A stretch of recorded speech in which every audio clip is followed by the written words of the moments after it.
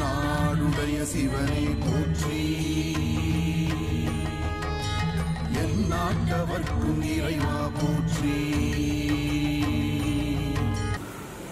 தென்னாடு வலை தொலைக்காட்சி நேயர்களுக்கு அன்பு வணக்கம். எங்களுடைய வலை தொலைக்காட்சியின் வழியாக சைவத்துக்கும் தமிழுக்கும் தங்களால் இயன்ற பெரும் பணிகளை ஆற்றி வருகின்ற ஆற்றலாளர்களை நாங்கள் நேர்முகம் கண்டு அதனை காலத்தின் தேவை கருதி இந்த மின் தளத்திலே பதிவிட்டு வருகின்றோம். அந்த வகையிலே தமிழ்நாட்டிலே தோன்றிய நாங்கள் எல்லோரும் நன்கு அறிந்திருக்கக்கூடிய ஒருவர்தான் தவத்திரு ஆடலரசு ஐயா அவர்கள். அவர்களினுடைய மகனாக இன்றைக்கு சைவத்தமிழ் உலகிலே பல பணிகளை தன்னுடைய தலைமேற்கொண்டு சிவப்பணியாக ஆற்றி வருகின்ற கைலைமணி சைவத்தமிழ் மணி ஒளியகம் ஒளியரசு ஐயா அவர்கள் எங்களோடு இங்கே இணைந்திருக்கின்றார். இன்றைக்கு பல்வேறு தமிழ் பணிகளை தமிழகத்தை தாண்டியும் பல நாடுகளிலே நீங்களும் உங்களுடைய மனைவியாரும் இணைந்து நடாத்தி வருகின்றீர்கள். எங்களுடைய தென்னாடு செந்தமிழாகம சிவமடமாக இருக்கட்டும் சரி, அது சார்ந்து இருக்கக்கூடிய அமைப்புகளாக இருக்கட்டும் சரி, உங்களுடைய பணி எங்களுக்கு தேவையாக இருக்கின்றது. அதனாலே தான் நீங்கள் அடிக்கடி இங்கே வந்து போகிறீர்கள். உங்களுடைய தந்தையாரிடத்திலே இருந்து நாங்கள் இந்த நேர்முகத்தை ஆரம்பிப்பது பொருத்தமானதாக இருக்கும் என்று நான் நினைக்கின்றேன். மறைமலை அடிகளார், அழகர் அடிகளார் போன்றவர்களோடு எல்லாம் இணைந்து உங்களுடைய தந்தையார் பணியாற்றி இருப்பதாக நாங்கள் அறிகின்றோம். அவரை பற்றிய ஒரு அறிமுகத்தை எங்களுடைய அடியவர்களுக்காக. வணக்கம். என்னுடைய தந்தையார் செங்கல்பட்டு மாவட்டம், அப்பொழுது செங்கல்பட்டு மாவட்டம், இப்பொழுது காஞ்சிபுரம் மாவட்டம் என்று சொல்லப்படுகிற அந்த பகுதியில் குடுவாஞ்சேரின்னு ஒரு இடம் இருக்கிறது. அங்கே உள்ள ஒரு கிராமம் நந்திவரம் என்று பெயர். நாடகமாயிடும் நந்திகேஸ்வரம் என்று தேவாரத்தோடு வருகிறது. அது ஒரு வைப்புத்தலம். அந்த தலத்தில் என்னுடைய தாத்தாவுக்கும் பாட்டிக்கும் மகனாக பிறந்தார். எங்கள் குடும்பம் எங்கள் தாத்தா காலத்திலிருந்து அது முன்னால் ரொம்ப சைவ பாங்கான குடும்பம். அதனால் எங்கள் தந்தையார் வளர்ப்பு அப்படி சைவமும் தமிழும் சார்ந்து வளர்க்கப்பட்டார். அது படிப்படியாக அப்படி வளர்ந்து அவர் பள்ளி இறுதி வரை தான் படித்தார். அதுக்கப்புறம் மேற்கொண்டு படிப்பதற்கான சூழல் அமையவில்லை, தாத்தா காலமானதுனால. அந்த நிலையில் அவர்களாகவே முயன்று நல்ல தமிழ் பயின்று கொஞ்சம் கொஞ்சமாக தன்னுடைய தமிழ் அறிவையும் சைவ உணர்வை வளர்த்து கொண்டார்.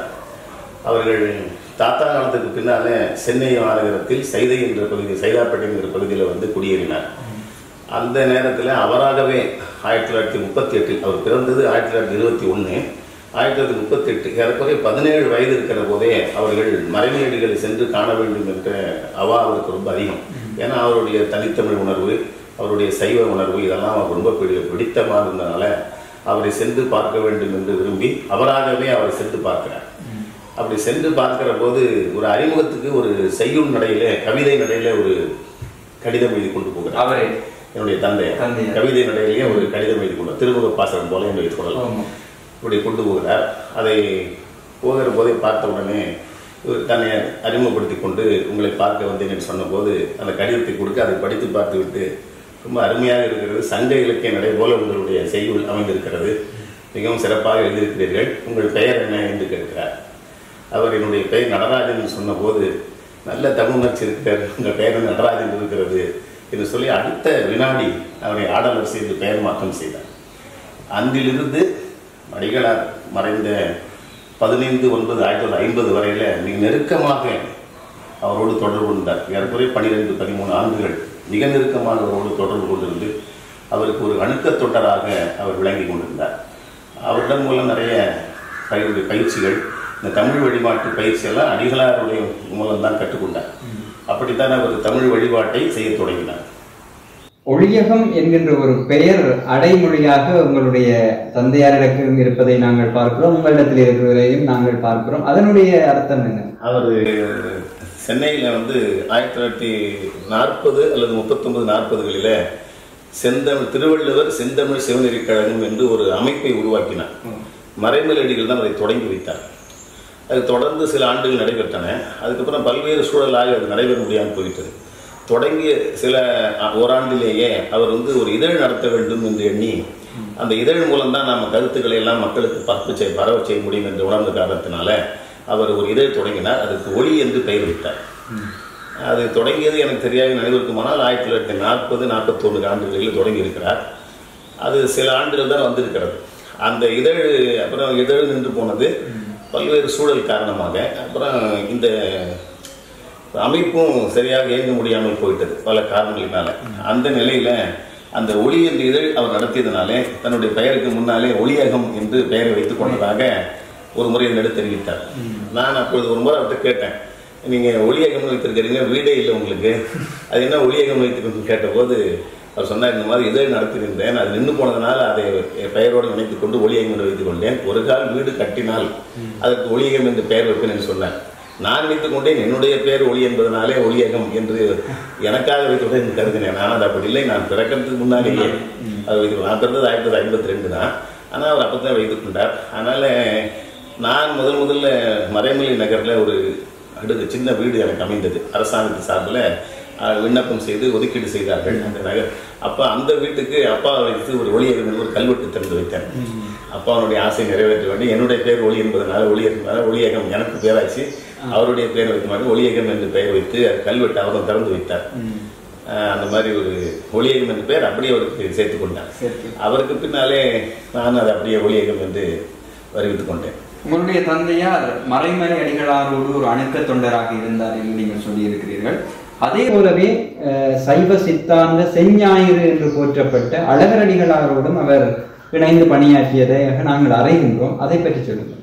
அழகர் அடிகளார் அவர் கொஞ்ச காலம் காஞ்சிபுரத்தில் படித்துக் கொண்டார். என் தந்தையார் இளமை காலத்தில் கொஞ்ச காலம் சில ஆண்டுகள் 2 ஆண்டுகள் அப்படி இருக்கேன்னு நினைக்கிறேன். அப்போ காஞ்சிபுரத்தில் பயின்ற போது அங்கே ஒரு சொற்பொழிவாற்ற வருவார். நம்முடைய சைவ சித்தாந்த செஞ்ஞாயிறு என்று போற்றப்படக்கூடிய அழகரடிகள் ஐயா அவர்கள் சொற்பொழிவாற்ற வருகிறார். அப்படி வருகிற போது இந்த வாலாஜாபாத்தில் ஒரு பகுதி, காஞ்சிபுரத்துக்கு மிக அருகில் இருக்கிற பகுதி, அங்கே வாத்தி மாசிலாமணி முதலியார் என்ற ஒரு அன்பர் இருந்தார், பெரியவர் இருந்தார். அவர் ஒரு பள்ளிக்கூடம் நடத்தி கொண்டார். அந்த பள்ளிக்கூடத்தில் வகுப்பு எடுக்க சொற்பொழிவு பார்க்கிற போது என்னுடைய தந்தையார் அவர் போய் பார்த்திருக்கிறார். அதிலிருந்து அந்த சொற்பொழிவு கேட்டதிலிருந்து அவர் மேலே ஈர்ப்பு ஏற்பட்டு அடிகள் காலத்திலேயே அவரோடு மிக நெருக்கமாக தொடர்பு கொண்டு, அதுக்கப்புறம் அடிகள் வீட்டுக்கு போகிற போது ஐயாவும் அடிகளும் போவார்கள், இவரும் போவார். அது அழகடிகளும் போவார், இவரும் போவார். அப்படி அவரோடு நெருக்கமாக இருந்தார். அடிகள் தொடங்கிய திருக்குறள் பீடம் என்ற அமைப்புக்கும் அவர் முன்னாலே தொடங்கிய குருகுலம் என்ற அமைப்பு 1949 தொடங்கியது என்கிறேன். அந்த அமைப்புகள்லாம் தொடங்குற போதெல்லாம் அப்பா அவரோடு நெருக்கமாக இருந்து அவரோடு ஒரு அணுக்க தொண்டராக எப்படி அழகரடிகள் மடமேடுகள் இருந்தாரோ அதே போல இவரிடத்திலும் அப்படி அணுக்க தொண்டராக இருந்து தன்னை அவரிடத்தில் ஒப்படைத்துக் கொண்டார். அழகடி இடத்துல அவருடைய சொற்பொழிவாக இருக்கப்பட்டவர். ஏராளமான சைவ தமிழ், அதாவது தமிழ் மொழி ரீதியாகவே பல வாழ்வியல் சடங்குகளில் திருக்குடமுழுக்கிலே இருந்து, அதாவது கரு முதல் திருவரை நீங்கள் ஆற்றி வைத்திருக்க கொண்டிருக்கிறீர்கள். இந்த செயல் வீச்சு எப்படி உங்களுக்கு வந்து உங்களுடைய தந்தையாரிடத்திலே இருந்து இயல்பாக கிடைத்ததா? அப்படி அந்த செயல் வீச்சினூடாக நீங்கள் பயணித்துக் கொண்டிருக்கிற போது நீங்கள் என்னென்ன சவால்களை எதிர்நோக்குகிறீர்கள்? அதாவது என்னுடைய தந்தையார் மறைமொழியில் தொடர்பு கொண்டு அவரோட பழகிய காலத்தில் அவர் சொன்னாரா, இன்னைக்கு நிறைய பேர் சொற்பொழிவாற்றுகள் இருக்கிறார்கள், நிறைய கவிதை எழுதுகிறீர்கள், நீங்கள் நல்ல கவிதை எழுதுகிறீர்கள், கவிதை எழுத ஆற்றல் இருக்கிறார்கள். ஆனால் நம்முடைய வாழ்வியல் சடங்குகள் வழிபாடுகளை எல்லாம் நம்முடைய தாய்மொழியாக தமிழ் செய்வதற்குத்தான் ஆள் இல்லை. ஆனால் அதை நீங்கள் செய்ய வேண்டும் என்று மறைமுறையடிகள் என் தந்தையாருக்கு அறிவுறுத்தியிருக்கிறார். அப்படி அவர் காலத்திலேயே அவர் செய்ய தொடங்கினார். ஒரு செய்தி இந்த சொல்ல வேண்டும். மறைமலையடிகளுடைய மனைவி சௌந்தரவல்லி அம்மையார் காலமான போது அவருடைய இந்த 16ஆம் நாள் வழிபாடு என்கிற வழிபாட்டை அடிகளார் அவர்கள் என்னுடைய தந்தையாரைத்தான் செய்ய சொன்னாராம். அப்ப என்னுடைய தந்தையார், எனக்கு என்ன தெரியும், நான் ரொம்ப சின்ன பையன், எனக்கு எப்போ தெரியும் அப்படின்னு சொன்னபோது, அதுக்கு வயதெல்லாம் தேவையில்லை, நல்ல தமிழ் உணர்வு, இசையோடு பாடுகிற வல்லமை இருந்தால் போதும் என்று சொல்லி என்னென்ன வழிபாடு செய்ய வேண்டும், அதுக்கு என்னென்ன முறை என்று அவரே ஒரு தாளில் முதல்ல திருவிளக்கு வழிபாடு, இல்லக விளக்குது, சோதிய சுடரே, ஒளிவளர் விளக்கே, அடுத்தது அருளிர் கலச வழிபாடு, ஏவிடக்கடல் பட்டு இலக்கின்றேன் அவரே எழுதி கொடுத்து, அவரே அது ஒரு பெயரு, அதுக்கு பற்றி என்னென்ன பாடம் சொல்லலாம் எழுதி அவரே கைப்பாடம் எழுதி கொடுத்து, இதை வைத்துக் கொண்டு நீங்கள் செய்யலாம், உங்களுக்கு பாடல் மனப்பாடம் சொன்னால் புத்தகத்தை வைத்து கூட படிக்கலாம், தவறில்லை என்று சொல்லி சொன்னதாக என் தந்தையார் சொல்வார். அப்படித்தான் அவர் தொடங்கினார். அப்படி தொடங்கிய போது அவரோடு பண்டித ராமநாதர்கள் இருந்தார், குலசை ராமநாதர்கள் சொல்வார்கள். திருமந்திரத்துக்கு திருவாக்கெல்லாம் உரை எழுதியவர், சித்தாந்த சாத்து உரை எழுதியவர். அவரும் கூட உதவியாக இருந்து, அப்பாவோட உதவியாக இருந்து அதை செய்ததாக என்னுடைய தந்தையார் சொல்வார். அப்படி அவர் மூலமாக தமிழ் வழிபாட்டை அவர் எடுத்து சென்றார். அப்படி கொஞ்சம் கொஞ்சம் படிப்படியாக நடந்து அடிகளார் இடத்துல வந்து வருகிற அன்பர்கள் யாராவது திருமணம் புதுமணிகள் சொன்னால் உடனே நீங்கள் தமிழில் இவரை வைத்து செய்யுங்கள், ஏன் வடமொழியில் செய்கிறீர்கள் என்று சொல்லி வலியுறுத்தி தந்தையாரை ஆற்றுப்படுத்தி நீங்கள் செய்யுங்கள்னு சொல்லி அப்படி படிப்படியாக உங்களுடைய தந்தையார் செய்ய தொடங்கினார். அதே நிலையில் அவருடைய மாணவராக விளங்கிய நம்முடைய அழகரடிகள் ஐயா அவர்களும் அப்படி தமிழ் வழிபாடு செய்து கொண்டிருந்தார். அப்படியே இருவருமாக இணைந்து அங்கே சென்று செய்ய தொடங்கினார்கள். அப்படியே படிப்படியாக அவர்கள் இந்த வெறும் வாழ்வியல் சடங்கு மட்டும் போதாது, நம்முடைய ஆன்மனத்துக்காக செய்யப்படுகிற தீக்கை போன்றவற்றையும் தமிழ் செய்ய வேண்டும் என்று அடிகளார் சொல்ல அப்படி படிப்படியாக செய்ய தொடங்கினார். அதற்கு அடிப்படையாக இருந்தவர் நம்முடைய அழகரடிகள் ஐயா. அவருடைய மறைமுடைய மாணவர் அழகரடிகள். ஆனால் அவரிடத்தில் இவர் சமயம், விசேடம், நிர்வாணம், ஆசிரியம் என்று நிலைகளை எல்லாம் பெற்று படிப்படியாக செய்ய தொடங்கி ஏறக்குறைய 1998 வரையில் அடிகளார் தந்தையார் செய்து கொண்டார். தொடர்ந்து எப்போ என்று நினைவில்லை, அது எந்த ஆண்டு செய்ய நினைவில்லை. ஆனால் அவர் நிறைவு செய்தது 1998. அதுக்கப்புறம் கொஞ்சம் அவருக்கு உடல் நலிவு ஏற்பட்டதுனால கொஞ்சம் கொஞ்சமாக செய்ய இயலாது என்பதனால அந்த நேரத்தில் சென்னையில் மறைமலடிகள் தொடங்கிய சைவ சித்தாந்த பெருமன்றம் என்று சைவ சமாஜம் என்ற பெயர் முதல் இருந்தது. பின்னால் அது சைவ சித்தாந்த பெருமன்றம் என்று தமிழ்படுத்தினாங்க. அந்த அமைப்பில் இருக்கிற அன்பர்கள் ஒரு ரத்னசாமி ஐயா அவர்கள் ஒரு முறை இந்த மாதிரி இந்த ஆண்டு 99வது ஆண்டு நம்முடைய 1999 இந்த மாதிரி இந்த ஆண்டு நம்முடைய சைவ சார்ந்த பெருமத்துறை மாநாடு பாண்டிச்சேரி நடைபெற்றிருக்கிறது. அங்கே நீங்கள் விரும்புகிற நண்பர்களுக்கு தீக்கை செய்து வைக்க வேண்டிய எங்கள் அப்பா கடிதம் எழுதினார். அப்போ என் தந்தையார் விடையாக எழுதுகிற போது எனக்கு உடல்நிலை சரியில்லை, ஆனால் எனக்கு வருவதற்கு வாய்ப்பில்லை, நீங்கள் தக்க ஒருவரை ஏற்பாடு செய்து கொடுங்கள் என்று எழுதும் போது வைரா அவர்கள் வைரத்தசுவாதிகள் திருப்ப அப்படி இல்லை, நீங்கள் உங்கள் மகனை தயார் செய்து அனுப்ப வேண்டும் என்று அவர் கடிதம் எழுதியதை இடத்துல காட்டி இந்த மாதிரி சொல்லுகிறார், என்ன செய்யலாம் என்று கேட்டார். அது நீங்கள் தான் முடிவு பண்ண வேண்டும் சொன்னேன். அப்போ அவர் சொன்னார், இந்த மாதிரி உனக்கு நான் அந்த ஆசிரியர் திருமுழுக்கை செய்து வைக்கிறேன் என்று சொல்லி எனக்கு அந்த ஆசிரியர் திருமுழுக்கை அவர் செய்து வைத்தார். செய்து வைத்து இன்று முதல் நீ செய்யலாம் என்று சொன்னார். 1999 மே மாதம் எண்ணுகிறேன் பாண்டிச்சேரி மாநாட்டில் ஒரு 9 அன்பர்களுக்கு சமய தீக்கை நான் வழிமுறை செய்தேன். அதிலிருந்து தொடர்ந்து செய்து வருகிறேன். அப்படித்தான் அவர் தனக்கு பின்னாலும் ஒருவர் செய்ய வேண்டும் என்று கருதி என்னை ஆற்றுப்படுத்தி எனக்கு அதுக்கான முறைகளை எல்லாம் முதல்ல சிறு வயதிலிருந்தே நான் அப்பாவுடைய எல்லா வழிபாட்டையும் செய்து வருவேன். தீக்கை கொண்டு நிகழ்ச்சி செய்ய போதெல்லாம் கூட சேர்ந்து உதவி செய்வேன், தொண்டு செய்வேன். அந்த அடிப்படையில் இதை அப்படியே தொடர்ந்து செய்ய தொடங்கினேன். இவ்வாறு இருக்கிற போது உங்களுடைய சிறிய தந்தையார் நாரா முருகவேள் ஐயா அவர்களோடும் இணைந்து நீங்கள் தமிழ் பணி செய்திருப்பதாக அறிகின்றோம். அவரை பற்றியும் அவருடைய தமிழ் பணிகள் பற்றியும் என்னுடைய சிறிய தந்தையார் அதாவது சித்தப்பா அவர்கள் நாரா முருகவேள் என்று பெயர். எங்கள் அப்பாவுக்கு எங்கள் தாத்தாவுக்கு 3 பிள்ளைகள். அதான் முதல்ல பிறந்த சிறிது ஆண் குழந்தை பெண் குழந்தை மாறி மாறி பிறந்தாலும் கடைசியாக நின்றது 3 குழந்தைகள். ஒருவர் மூத்தவர், அவர் தேவராஜன் பெயர். 2வது என்னுடைய தந்தையார் நடராஜன். 3வது என்னுடைய சிறிய தந்தையார் சவுந்தரராஜன். 3 பேர். இந்த 3 பேருமே அதே சைவநெறியிலேயே வளர்ந்தார்கள். என்னுடைய பெரிய தந்தையார் தேவராஜன் ஐயா அவர்கள் சென்னை மாநகராட்சி நிறுவனத்தில் ஒரு பள்ளிக்கூடத்தில் தமிழாசிரியராக பணி செய்தார். அவர் தமிழ் பண்டிட் படித்தார். அந்த காலத்தில் தமிழாசிரியர் வேலை செய்தார். என்னுடைய தந்தையார் படிப்பதற்கு வாய்ப்பு இல்லாமல் போனது. ஆனால் அவர் மேற்கொண்டு புலவர் வகுப்பு படிக்க வேண்டும் என்று கரந்தை தமிழ்ச்சங்கத்தில் ஒரு விண்ணப்பம் வாங்கி வந்தார் அப்போ அந்த நேரத்தில் என்னுடைய சிறிய என்னுடைய தாத்தா அவர்கள் உனக்கு ஓரளவுக்கு பரவாயில்ல, தம்பி படிக்கணும், அவர் அப்போ அந்த பள்ளி இறுதி தேர்வு வெற்றி பெற முடியாமல் போயிடுது. அந்த சூழலில் அப்போல்லாம் பள்ளி இறுதி தேர்வு தோற்று போனாலும் புலவர் படித்துக் கொள்ளலாம். அதனால் நீங்கள் அந்த விண்ணப்பத்தை தம்பிக்கு கொடு என்று சொல்லி எங்கள் அப்போ சித்தப்பா முருகவேல் சவுந்தரராஜன் சித்தப்பா அவர் முருகவேலுக்கு கொடுத்து அதை படிக்க சொல்லி கலந்தையில் போய் படித்து வந்து அப்படி படிப்படியாக அவர் படித்தார். அவர் அப்புறம் பிஓயில் படித்தார், அப்புறம் எம்ஓயில் படித்தார், அப்புறம் எம்ஏ படித்தார். அதுக்கப்புறம் அவர் சென்னையில் சில பள்ளிக்கூடங்களில் முத்தியால்பேட்டையில் இருக்கிற ஒரு பள்ளிக்கூடத்தில் தமிழாசிரியர் பணி செய்தார். அப்படி சில இடங்களில் பணி செய்து கொண்டிருந்த நேரத்தில் கிறித்துவ கல்லூரி தாம்பரம் கிறித்துவ கல்லூரியில் அந்த தமிழ்துறையில் அவருக்கு விரிவுரையாளர் பதவி கொடுத்தாங்க. அந்த சூழலில் 1962 என்று எழுதுகிறேன். அந்த நேரத்தில் அப்பொழுதைய முதலமைச்சராக இருந்தவர் பக்தவச்சலம் ஐயா இருந்தார். அவர் இங்கே ஒரு தமிழ் இலக்கிய வழிபாடு கூட்டம் ஒன்றத்துக்கு வந்திருக்கிற போது இவர் அதை பேசியிருக்கிறார். என்னுடைய சிறிய தந்தையார் அந்த கல்லூரி சார்பில் பேசியிருக்கிறார். அதை பேசி முடித்த உடனே அவர் உட்கார்ந்த போது அவரை அழைத்து, நன்றாக தமிழ் பேசுகிறீர்கள், நல்ல பேச்சாற்றல் இருக்கிறது உங்களுக்கு, நீங்கள் எங்கே படித்தீர்கள் என்று கேட்டபோது நான் சொல்லி மறைமலடிகளோடு தொடர்பு எல்லாம் சொல்லுவேன். திருக்கோயில் இதழ் நடைபெறுகிறது எங்களுடைய அரசாங்க சார்பில், அறநிலைத்துறை சார்பில், அதற்கு நீங்கள் அந்த ஆசிரியர் பொறுப்பை நீங்கள் ஏற்றுக்கொள்ள வேண்டும் என்று அந்த கூட்டத்தில் பேசுகிறது வைத்து கேட்டிருக்கிறார். அப்படி 1962 மே மாதத்திலிருந்து அவர் திருவடி அவர் காலமாகிற வரை 1985 வரையில் அவர் தான் திருக்கோயில் ஆசிரியராக ஏறக்குறைய 22 ஆண்டுகள் தொடர்ந்து 22 ஆண்டுகள் தொடர்ந்து அது ஆசிரியராக இருந்தார். நல்ல அருமையான கட்டுரைகள், சைவ சித்தாந்தம் சார்ந்த கட்டுரைகள், இலக்கியம் சார்ந்த கட்டுரைகள் எல்லாம் நிறைய ஏராளமான ஆயிரக்கணக்கான கட்டுரைகள் எழுதியிருக்கிறார் 22 ஆண்டுகளாக.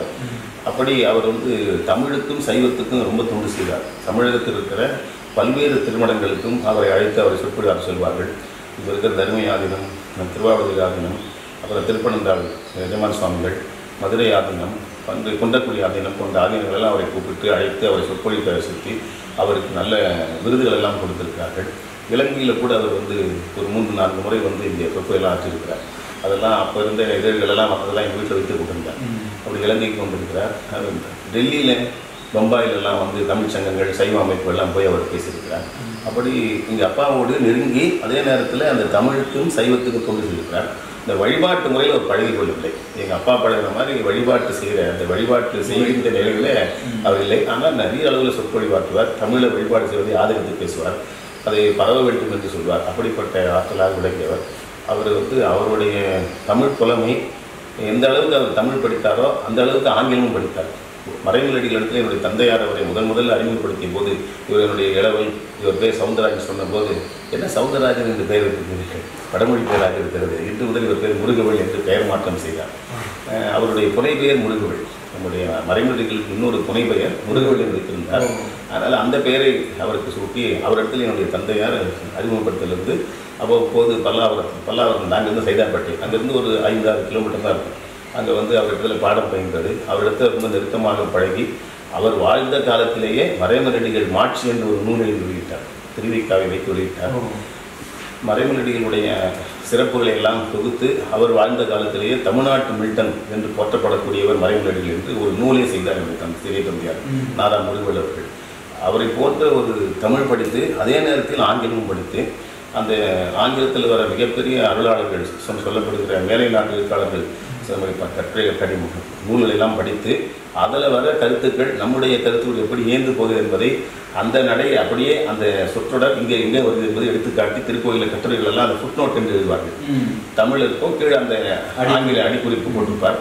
சில இடங்களில் அந்த வெளிநாட்டு கவிதைகள், வெளிநாட்டு பெரிய சான்றோர்கள் எழுதிய கவிதைகள் எல்லாம் அப்படியே தமிழ் படுத்தி எழுதியிருப்பார், தமிழ் நடையில் எழுதியிருப்பார். அப்படி ஒரு பேராற்றல் கொண்டவர் என்னுடைய சிறிய தந்தையார் புலவர் நாரா முருகவள் அவர்கள். ஒரு பரம்பரை தொடர்ச்சியாக இன்றைக்கு நீங்கள் இந்த பணியை செய்து கொண்டிருக்கிறீர்கள். மிக மகிழ்ச்சியாக இருக்கிறது. நாங்கள் தென்னாடு செந்தமிழாகமும் சிவமடம் சரி அல்லது யாழ்ப்பாண இந்த பகுதியாகட்டும் சரி, உங்களுடைய வருகை அடிக்கடி இங்கே நடக்கிறது. ஒரு காலத்திலே தமிழ்நாட்டுக்கும் இடையிலான தொடர்பு துண்டிக்கப்பட்டிருந்தது. இப்போது அந்த பயணங்கள், போக்குவரத்து என்பது ஒரு எந்த விதமான மட்டுப்பாடுகளும் இல்லாமல் நடந்து வருகிறது. இலங்கையையும் தமிழ்நாட்டையும் ஒப்பிட்டால் சைவ சமயத்தினுடைய எழுச்சி எப்படி இருக்கிறது உங்களுடைய பார்வை? தமிழ்நாட்டில் ஓரளவுக்கு இருக்குதுங்க, பெரிய அளவில் இருக்குதுன்னு சொல்ல முடியாது. நாங்கள் தமிழ் வழிபாட்டுக்கு எதிர்ப்பு அதிகமாக தான் இருக்கிறது. நாங்கள் செய்கிற வழிபாட்டையெல்லாம் ஏளனம் பேசுகிற, கிண்டல் பேசுகிற, கேலி பேசுகிற, பரிகாசம் பண்ணுகிற ஒரு நிலையிலிருந்து கூட இருக்கிறது. ஆனாலும் ஏதோ வளர்த்து கொண்டிருக்கிறார்கள். ஆனால் இங்கே நம்ம இலங்கையில் பொறுத்தவரை, ஈழத்தில் பொறுத்தவரை நமக்கு தமிழுக்கும் சைவத்துக்கும் பேராது இருப்பதாக நான் எண்ணுகிறேன். ஏனென்றால் என்னுடைய தந்தையார் இங்கே வந்த காலத்தில் தந்தையாரும் 2 முறை வந்திருக்கிறார். ஏதோ திருமணத்துக்கு ஒரு முறை வந்ததாக சொல்லியிருக்கிறார். அப்புறம் தலைப்பயணமாக ஒரு முறை ஒரு 30-40 வந்து கூட வந்திருக்கிறார். அப்போதே சொல்லுவார், அங்கே நம்ம நாட்டை விட இலங்கையில், ஈழத்தில் தமிழுக்கு ரொம்ப ஆதரவாக இருப்பார்கள், தமிழும் சைவம் 2 கண்களாக பார்க்கக்கூடியவர்கள் இருக்கிறார்கள் என்று சொல்வார். எனக்கு அப்படித்தான் தோன்றுகிறது. நீங்கள் இலங்கை, இந்தியா இதை தாண்டியும் வேறு நாடுகளுக்கும் சென்று உங்களுடைய சைவ தமிழ் பணிகளை ஆற்றி இருக்கிறீர்களா? அதை பற்றி முதல்ல 2010 வந்து மொரீஷியஸ் அழைத்திருந்தார்கள். என்னுடைய தந்தையார் அப்போ காலமான ஒரு 2 ஆண்டு காலம் வந்து 2008 என்னுடைய தந்தையார் திருவிழா 2010 என்னை மொரீஷியஸ் அழைத்திருந்தார். அங்கே என்னுடைய தந்தையாரோடு தீக்கை பெற்ற ஒரு 15-20 அன்பர்கள் இருக்கார்கள். அவர்கள் தமிழ்நாட்டுக்கு வந்து பெற்றுக்கொண்டார்கள். அதில் ஒருவர் செங்கமராயன் என்று பெயர், செங்கல்வராயன் என்ற பெயரை அவங்க செங்கப்பராயன் என்று சொல்வார்கள். என்னுடைய தந்தையார் அவர் செங்கல்வராயன் என்று சொல்ல வேண்டும் என்று சொல்லி அவருக்கு தீக்கை பெயராக அருள்நந்தீசம் என்று பெயர் வைத்தார். அவர் வந்து என்னை அழைத்து அங்கே ஒரு 10 நாள் 12 நாள் இருக்க வைத்து அங்கே ஒரு 67 அன்பர்களுக்கு நான் முதல்ல மொரீஷியஸில் போய் தீக்கை பண்ணேன். வெளிநாட்டில் பண்ணது அதுதான் முதல் முறை. அது சில கோயில் வழிபாடுகள் மற்ற நிகழ்ச்சிகள்லாம் செய்ய சொன்னேன். அப்படி முதல்ல மொரீஷியஸ் போனேன். அதுக்கப்புறம் சிங்கப்பூருக்கு ஒரு முறை அங்கே இருக்கிற லாவண்யா என்கிற ஒரு அம்மையார், அவர்கள் நல்ல தமிழ் தொண்டெல்லாம் சைவ தொண்டெல்லாம் செய்கிறார்கள். அவர்கள் ஒரு முறை அழைத்து அங்கே ஒரு 7-8 அன்பர்களுக்கு செய்ய சொன்னார். அதே அந்த ஒரு 4 நாள் 5 நாள் அங்கே தங்கியிருந்தோம். இடையில ஒரு முறை மலேசியாவுக்கு அழைத்து சென்று அங்கேயும் ஒரு 6-7 அன்பர்களுக்கு விசேட சமயதிக்கு செய்யும்படி கேட்டுக்கொண்டார். அதுக்கப்புறம் இலங்கைக்கு இப்போது இந்த தொடர்னால தென்னாடு பார்த்திபனுடைய தொடர்னால இங்கே அடிக்கடி வந்து இங்கேயும் தீக்கை செய்கிற ஒரு சூழல் ஏற்பட்டிருக்கு.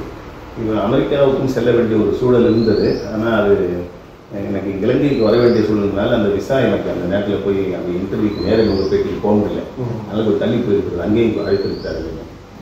இன்றைக்கு உலகம் முழுவதும் சைவமும் தமிழும் உங்களை போன்றவர்களினாலே பரவுவதை எண்ணி நாங்கள் பெருமைப்படுகின்றோம், மகிழ்ச்சிப்படுகின்றோம்.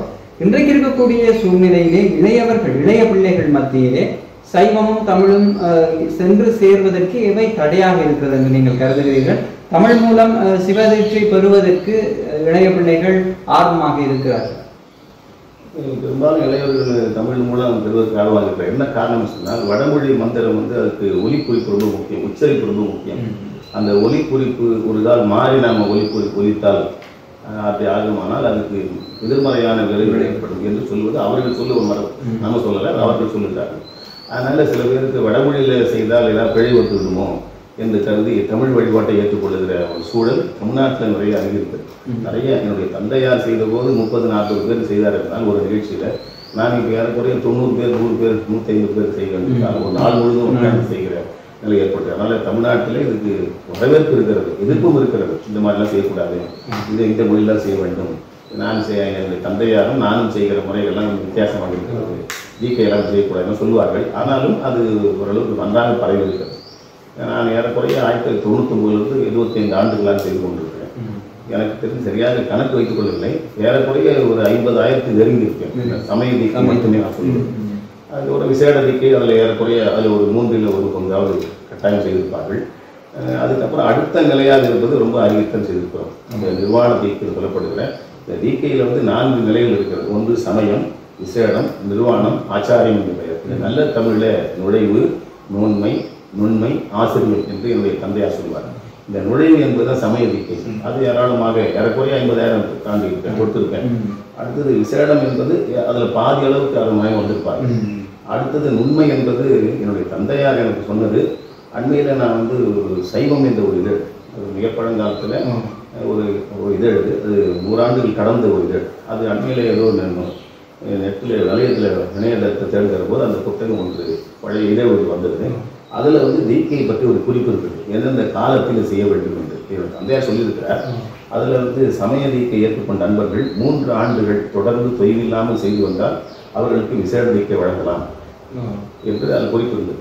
அதே போல நிர்வாண தீக்கை என்பது 12 ஆண்டுகள் இந்த ஏற்றுக்கொண்ட உடையவர் சிவபூசை வழிபாட்டை தொடர்ந்து தொய்வில்லாமல் செய்து வந்தால் 12 ஆண்டுகள் கழித்து அவர்களுக்கு அந்த நிர்வாண தீக்கை செய்யலாம் என்று ஒரு குறிப்பு இருந்தது. இது என் தந்தையர்கிட்ட சொல்லியிருக்கிறார். நம்ம நண்பர்கள் சில பேர் கேட்டபோது 12 ஆண்டுகள் ஆக வேண்டும் என்று சொல்லியிருக்கிறார். அப்படி 12 ஆண்டுகள் கழித்த சில அன்பர்களுக்கு அதில் ஏறக்குறைய ஒரு 30 அன்பர்கள் நான் இதுவரை செய்திருக்கேன். 30-40 மொழி செய்திருக்கேன். ஆசிரியர் திருமுழுக்கு என்பது நான் 3 பேர் தான் செய்திருக்கிறேன் இதுவரையில். என்னுடைய தந்தையார் எனக்கு மட்டும் தான் செய்திருக்கார். நான் ஒரு 3 அன்பர் செய்திருக்கிறேன். அதில் ஒருவர் நம்ம தமிழ் வழிபாட்டுக்கு ரொம்ப ஆக்கமாக ஊக்கமாக இருந்து நல்ல சொற்பொழிவாற்றுகிற வல்லமையோடு விளங்குகிற பவானி சிவனடியார் திருக்கூட்ட தலைவராக விளங்குகிற தியாகராஜன். அப்புறம் மணிவாசர் ஒருப்பணி மன்றம் என்ற ஒரு அமைப்பை உருவாக்கி அதன் மூலமாக நல்ல தமிழ் வழிபாட்டுக்கான பயிற்சி வகுப்புகளெல்லாம் தொடர்ந்து ஆண்டுதோறும் 2 முறை 4 முறை நடத்தி கொண்டிருக்கிற செயலராக விளங்குகிற குமரலிங்கம். அடுத்தது பவானியை சார்ந்து இப்போது எடப்பாடியில் இருக்கிற ஜானகிராமன் என்ற நண்பர், அவரும் நல்ல தமிழ் தொண்டு சேவைத்துடன் செய்திருக்கிறார். இந்த 3 நண்பர்களுக்கு நான் விசேட ஆசிரியர் திருமுழுக்கு செய்திருக்கிறேன். நிறைய ஆர்வம் இருக்கிறது, மக்களிடத்தில் தமிழில் வழிபாடு ஏற்பதற்கு ஆர்வம் இருக்கிறது. அது ஏனென்றால் நம்ம மொழி தாய்மொழியாகிற தமிழ், அதான் அந்த மொழியில் சொன்னால் அந்த உச்சரிப்பு மாறுமானால் எதிர்பலன் என்ற நிலையிலிருந்து மாறி நம்ம மொழியில் நம்ம செய்து கொள்ளலாம் என்கிற உணர்வு சொல்லிய பாட்டின் பொருள் சொல்லுவாரை கேட்கப்படும் புண்ணிய நிகழ்வை. அதனால அதை ஏற்றுக்கொள்வதற்கு ரொம்ப தாராளமாக இருக்கிறார்கள். நிச்சயமாக நீங்கள் உங்களுடைய இந்த வாழ்க்கை பயணத்திலே சைவத்தையும் தமிழையும் இணைத்துக் கொண்டு போகிற போது ஏராளமான பெரியவர்களோடு நீங்கள் தொடர்பு வைத்திருப்பீர்கள், அல்லது பிரமுகர்களோடு நீங்கள் பழகிய அனுபவங்கள் இருக்கும். அவை பற்றிய எங்களோடு நிறைய நண்பர்களிடத்தில் நான் பழகிறோம். அது எனக்கு கொஞ்சம் பெரிய பெரிய நண்பர்கள் பழகிறோம். அதில் வந்து சில நண்பர்கள் வந்து கல்லூரியில் தியாகராஜ கல்லூரியில் வேலை செய்த ஒரு பேர் எனக்கு மறந்துட்டு ராஜமாணிக்கம் என்று எண்ணுகிறேன். அவர் வந்து தமிழ் வழிபாட்டை இதுவாக கருதி அவர் இல்லத்து நிகழ்ச்சிகளை என்னை வைத்து செய்தார். அது மாதிரி சென்னை பல்கலைக்கழகத்தில் அந்த பெயர் நினைவார்கள் எனக்கு. அதே மாதிரி அவங்க செய்திருக்கிறார்கள். இன்னும் பல பிரமுகர் திரைப்படத்துறையில் நடிகர் சிவகுமாருடைய மகள் அவளுக்கு ஒரு மகள் 2 பள்ளியும் இருக்குது. அது ஒரு மகளுக்கு நான் செய்திருக்கேன். அண்மையில் நம்ம நடிகர் பொன்வண்ணன், சரண்யா பொன்வண்ணன் அவங்க இல்லத்து திருமணத்தை நடத்தியிருக்கேன். இப்படி பல கட்சிகளை, அதிமுக சார்ந்தவர்கள், திமுகவை சார்ந்தவர்கள், திராவிட கழகத்தை சார்ந்தவர்கள், அப்புறம் தமிழ் பற்று உள்ளவர்கள், எந்த கட்சியும் சாராமல் தமிழ் பற்று உள்ளவர்கள், அவர்களெல்லாம் நம்மை அழைத்து செய்வார்கள். அவர்கள் நிறைய பாராட்டியிருக்கிறார்கள். இன்றைக்கு நீங்கள் ஏறத்தாழ எத்தனை தமிழ் திருமணங்களை செய்து வைத்திருக்கிறீர்கள்? திருமணங்கள் அது இப்படி குறைந்தது ஆண்டுக்கு ஒரு 50 திருமணமாவது நிச்சயமா செய்யும். ஏன்னா ஒரு முகூர்த்த நாள் என்று பஞ்சாங்கத்தில் போட்டு பார்த்தீங்கன்னா ஒரு 50 நாள் 55 நாள் வரும். கொஞ்சம் கூட குறைவா. சில நாள் முகூர்த்தம் இல்லாத நாளையும் திருமணம் வைத்துக் கொள்வார்கள். அப்படி பார்த்தா தொடக்க காலத்தில் நான் செய்ய தொடங்கியது ஏறக்குறைய 35 ஆண்டுகள். 87 தொடங்கினேன் நான் செய்ய. அப்படி தொடங்கின காலத்துலேருந்து முதல் 2-3 ஆண்டுகள் வந்து நிறைய திருமணம் வரல எனக்கு. அதாவது ஒரு திருமண நாள்னா ஒரு மாதத்தில் 5 நாள் வந்து எனக்கு 3 நாள் நடுவோம். அப்படி படிப்படியாக எல்லா நாளும் வர தொடங்கியது. ஏறக்குறைய கணக்கு பார்த்தால் ஒரு ஆண்டுக்கு 50 என்று என்னுடைய தந்தையாரும் நானும் சேர்ந்து இந்த மாஸ் மேரேஜ்னு சொல்லுவாங்க. மாஸ் மேரேஜ் அது நம்ம ரேட்டில் பண்ணல. ஒரு நம்ம பாலமுருகன் நடிகர் ரத்னகிரி சுவாமி அவர்கள் 3 முறை திருமணம் நடத்தினார். மாஸ் மேரேஜ் வந்து நிறைய கூட்டமாக நடத்துவார். ஒரு முறை 120 பேருக்கு திருமணம் செய்திருக்கார். ஒரு முறை 90 பேர், ஒரு முறை 60 பேர். அந்த கூட்டமாக தனித்தனியான திருமணங்கள் தாண்டியும் கூட்டமாகவும் கூட்டாக மாஸ் மேரேஜ் சொல்லுவாங்க. அது அவங்க கோயிலே நடத்துவாங்க. தமிழ் வழிபாடாக நம்ம திருமணம் செய்யற மாதிரி. ஆனால் கொஞ்சம் பாத பூசை மட்டும் கிடையாது. திருவடி பூசைன்னு ஒன்று பண்றாங்க. அப்பா கிடையாது. மற்றபடி இந்த காப்பு கட்டுதல், வேள்வி செய்தல் எல்லா நிகழ்ச்சி பண்ணி காப்பு கட்டு எல்லாம் செய்து தாலி கட்டும். தாலி மட்டும் அப்புறம் இருக்கிற யாராவது பெரிய தலைவர் யாராவது கொடுப்பாங்க. ஒரு முறை நம்முடைய குன்றக்குடி அடிகளார் வந்து கொடுத்தார். 120 பேருக்கு திருமணம் பண்ணும்போது குன்றக்குடி தாலி எடுத்து கொடுத்தார். நான் கூடவே தாலி எடுத்துவோம். 1 எடுத்து கூட கட்ட சொல்வார்.